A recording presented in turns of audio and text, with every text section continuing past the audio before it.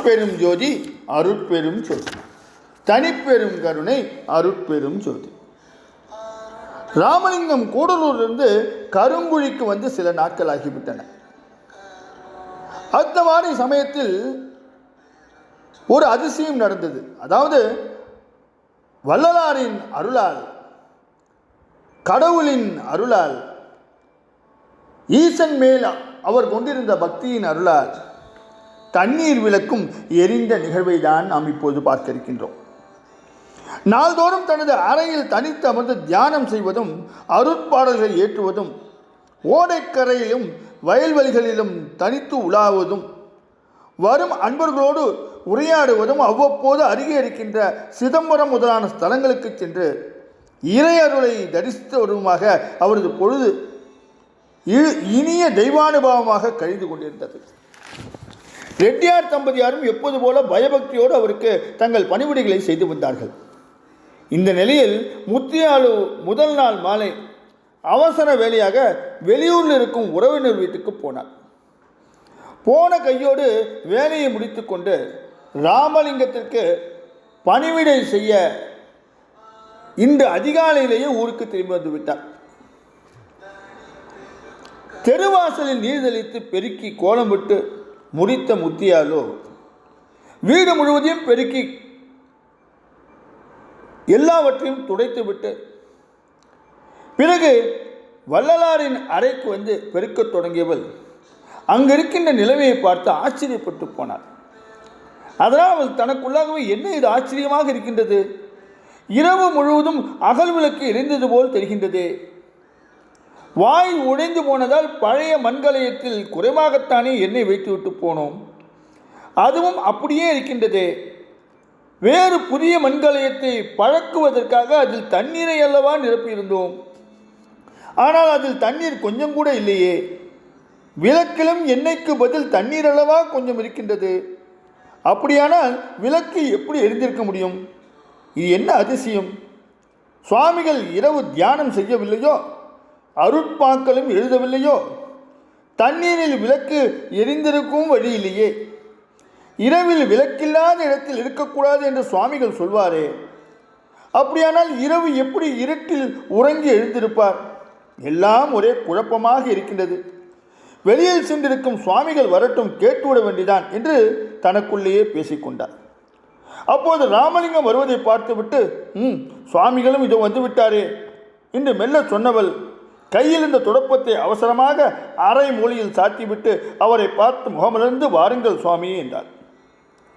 முத்தியாலு ஊருக்கு போன கையோடு திரும்பி விட்டதை கண்டு ராமலிங்கம், என்ன ரெட்டியாரம்மா, நேற்று மாலை தானே ஊருக்கு போனீர்கள், விடியற்காலையே திரும்பி விட்டீர்களே.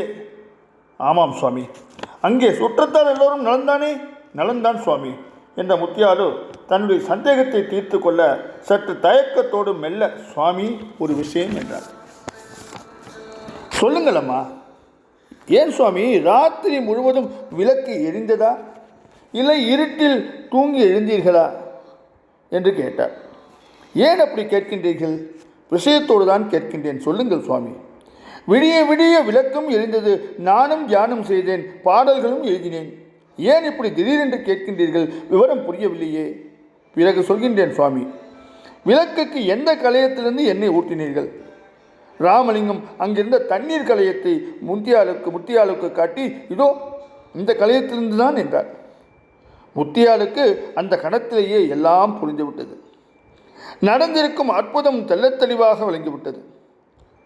அதனால் அவர் அதிசய வியப்புக்கு ஆளாகி மேனி சிலித்து மனமுருகி, இது தண்ணீர் கலயம் சுவாமி, இது மண் கலயமானதால் பழக்குவதற்காக தண்ணீர் நிரப்பி வைத்திருந்தேன், வாய் உடைந்த பழைய எண்ணெய் கலயம் பக்கத்தில் இருக்கின்றது பாருங்கள், இரண்டும் அருகருகே இருப்பதால் தண்ணீர் கலயத்திலிருந்து தண்ணீரை எடுத்து விளக்கில் வார்த்திருக்கின்றீர்கள், தண்ணீரும் விடிய விடிய எரிந்திருக்கின்றது சுவாமி, தங்கள் அருட்கரத்தால் அல்லவா தண்ணீர் விளக்கும் எரியும் அற்புதம் இங்கே நிகழ்ந்திருக்கின்றது, நம் வீட்டில் நிகழ்ந்த இந்த அற்புதத்துக்கு எந்த ஜென்மத்தில் எந்த புண்ணியத்தை நாங்கள் செய்தோமோ இறைவா, எல்லாம் உன் திருவருளே என்று ராமலிங்கத்தின் அருள் தரத்தை போற்றி இறை அருளை சிந்தித்தார்.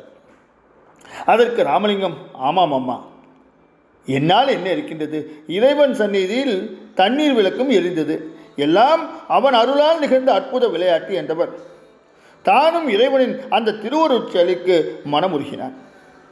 அப்போது வேங்கட ரெட்டியார் அறைக்கு வந்தார். அவரை கண்டதும் முத்தியாடு பேரானந்தத்தோடு, பாபா வாருங்கள், இரவு இங்கே சுவாமிகளால் ஒரு அற்புதம் நிகழ்ந்தது என்றார்.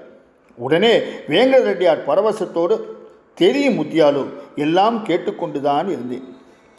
நவீனதியடிகளுக்கு நீரால் விளக்கு எரிக்கும்படி ஆண்டவன் அருள் ஆணை கிடைத்தது.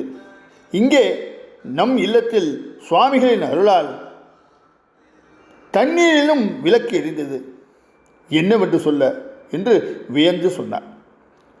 ராமலிங்கம் அவரிடம், ரெட்டியாரே, எல்லாம் ஆண்டவன் அருள் வளத்தால் நிகழ்ந்தது, வேறொன்றும் இல்லை.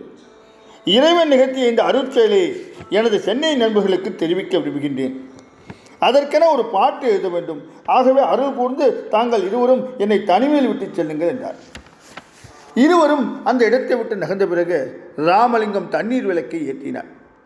அது சுடர்விட்டு பிரகாசமாக எரிந்தது. அவர் இறைவனின் பேரருளை எண்ணி பரவசப்பட்டு மனமும் மேனியும் பாகாய் உருக அந்த பாடலை ஏற்றினார்.